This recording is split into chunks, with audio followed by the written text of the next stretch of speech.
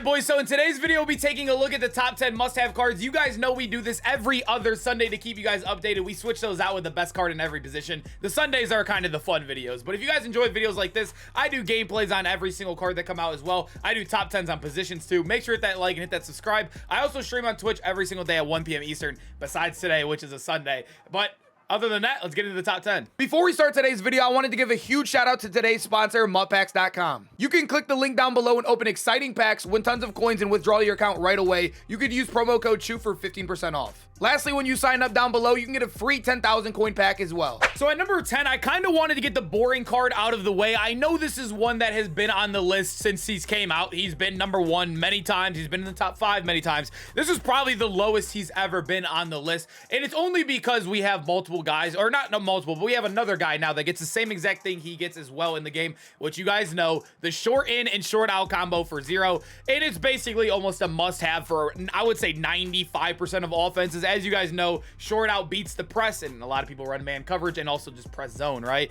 And match as well, it lights up sometimes. And then also short in is obviously just basically route tech inside the top, when your routes break inside the top, inside the first 10 yards. You guys know what I'm talking about. I don't know why I'm explaining these. It's June. But yeah, CeeDee Lamb is one. Not much to talk about other than that, because we all know he's been in the game for like 3 months and he's been a top 10 card ever since. So now we have a new guy on the list. At number 9, I have Calvin, and the reason why I have him a little bit lower, I do think this card's very good. He is very overpriced right now, and he doesn't get 2-0 AP abilities, but I do love the fact that you can get a 6'5" corner who's gonna play amazing in the box too. He's 236 pounds with 90 hit power as well, but there's a reason why I like him too. I don't run man coverage, as many of you guys know, but he does get inside shade for 0 AP, which is very, very glitchy, especially even for me. Sometimes I'll throw a big guy in the slot, or I'll throw a man guy in the slot, and sometimes man up people when I'm not blitzing them, and he would be a good fit there, but he is a little expensive right now. I will pick him up when he drops a little bit. As you can see, he's still in that 2 mil range, but Colin Johnson,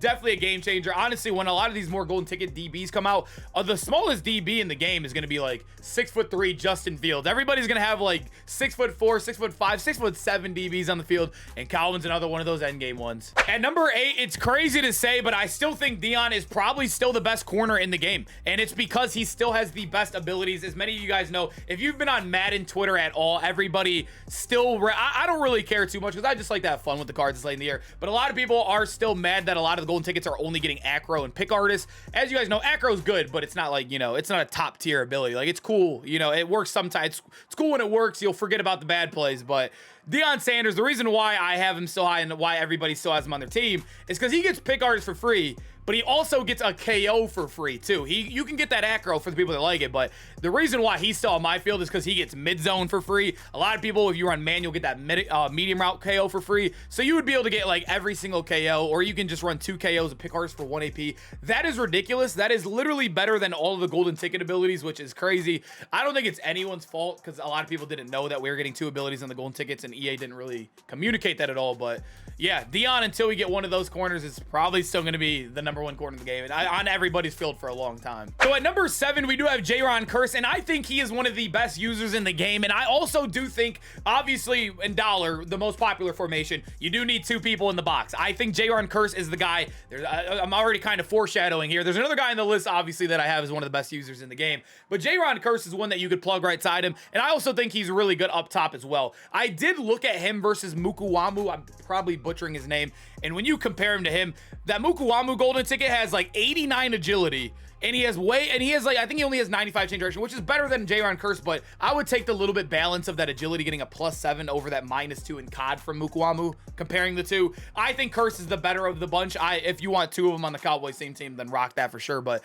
if I had to pick one, I'm leaning JaRon Curse without a doubt. I would have the other guy on this list as well, but like I said, we have another user on here. There's no point in having 3 users on the list. When you look at him, obviously the stats got, they're amazing. They're amazing stats. 99 block shed, 99 hit power. The impact block as well as 99, which is amazing as well. And then when you come down here, The abilities, like I said, a lot of people would rather have deep out zone KO, but when you're looking at Curse, it's not as big of a deal as it is like on Randy Moss, where Randy Moss is like whatever because he's a corner. JaRon Curse is a little bit better on him because he's a user, and acro actually will help you a lot more in that position than it would as like a deep corner or when you play him at safety or yada yada. You know what I mean? Number 6, there's a couple repeats on this list, man. There's a lot of these cards that came out that are going to be super endgame until we start getting like the really, really good golden tickets. And Chad Ocho Cinco, the free safety card is amazing, and you guys know why. He gets obviously amazing stats. He's literally 99 in every physical stat. The agility is 99. The change of direction is 99 as well. He gets the universal coverage as a passive ability where it's on the entire game, and as you guys know, it is basically a lot of people, it does tell you it like runs the routes for you, so it's kind of like one step ahead, but it's like a little bit worse version. But the reason why people use it is because it gets every single KO for free or for 2 AP, which is insane. You can run him in man coverage, he'll get short, medium, and deep. You can run him in zone, he'll get every single KO along the field, and then you also get your free pick artist too.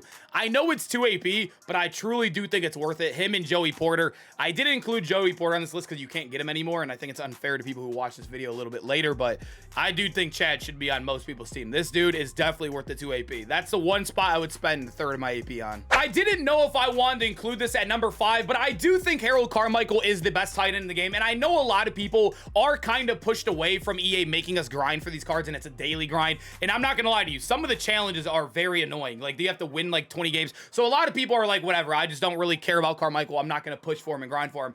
This is kind of me telling you, I think this card is amazing. I know a lot of people are moving him to wide receiver. When you move him to wide receiver, he's the exact same card as his 97, right? I like him at tight end, even despite the bad pass blocking and run blocking.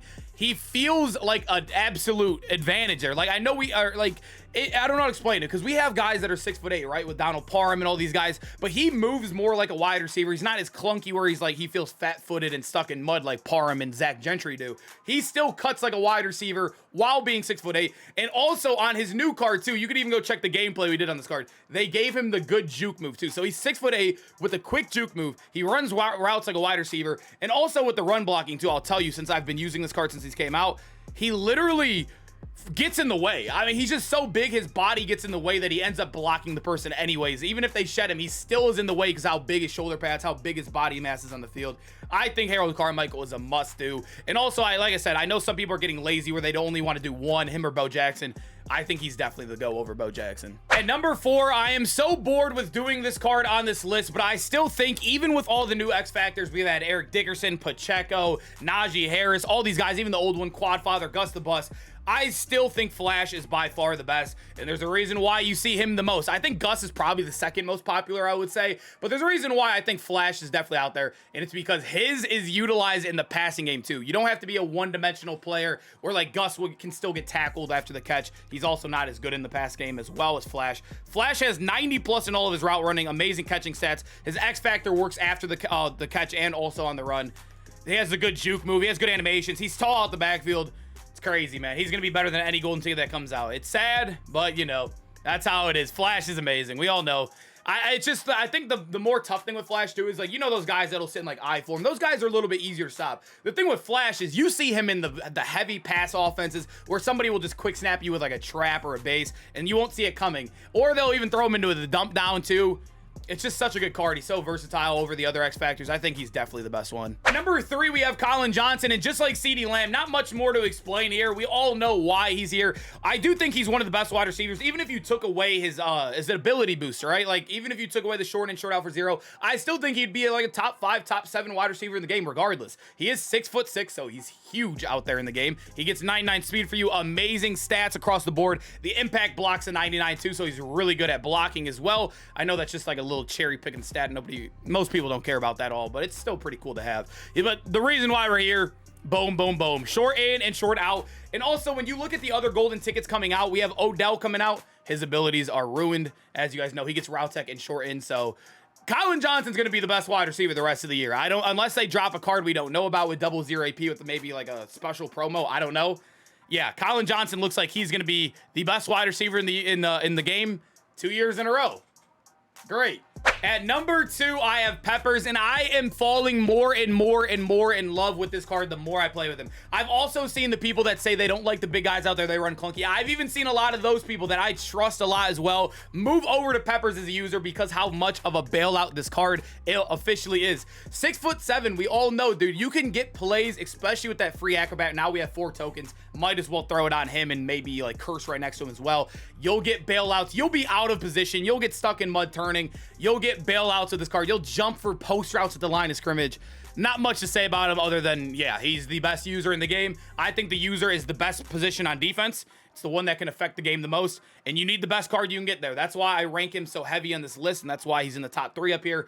And I definitely think Peppers is one of those cards that you definitely need to get in the game. Tanked in price too because everybody got the pre-order free golden ticket with their Madden 24 purchase, so definitely go cop him. So at number 1, we do have a tie. I'm just gonna put this here. I think the quarterback, we all know it's the most important position. I think it comes down between these two right here. Aaron Rodgers, I did choose over Stafford as well. I know Stafford has a couple +1s. Obviously, it's not a big deal at all, but I still think saving that token where you can use it on another guy, might as well save that token, right? If it's just +1s, might as well use Rodgers over Stafford. There's no real reason to use Stafford over Rodgers unless you just, I don't know, you want +1 speed on your already slow quarterback. But Lamar Jackson and Rodgers, it comes down to which release you like more. Do you like Slinger 1? For me, for example, I play against Dollar, I think 90% of my games right now. I like literally 90%. And I really do like Slinger 1 more. Even with the deep release, I feel like I'd rather dot down the short and the medium range. But some people have a different type of offense where they like to throw deep, and Lamar's a little bit better there. I know he has 99 speed. This is the worst year to have 99 speed, but it still does help in a lot of cases. So Lamar has that edge right there. It comes down, like I said, all it comes down to is what do you prefer release-wise. I think it comes down to these two. I do think if there was a tournament and a lot of pros are playing, I think they'd all go Slinger 1. I just think that's how the game plays, especially at the higher level. But not all of us are playing a higher level, right? So I think Lamar's the more fun card, the better card. It's June. I think most of us are leaning Lamar here, right? All right, boys, hope you guys enjoyed the video. Make sure to comment down below which card was too high, which card was too low. Also, how many cards off this top 10 do you have on your squad as well? And I hope to see you guys in the next one. We have an underrated theme team video coming out tomorrow, and then we'll have some top 10, some gameplays. You guys know the deal. Hope to see you guys in the next video. Peace out, boys.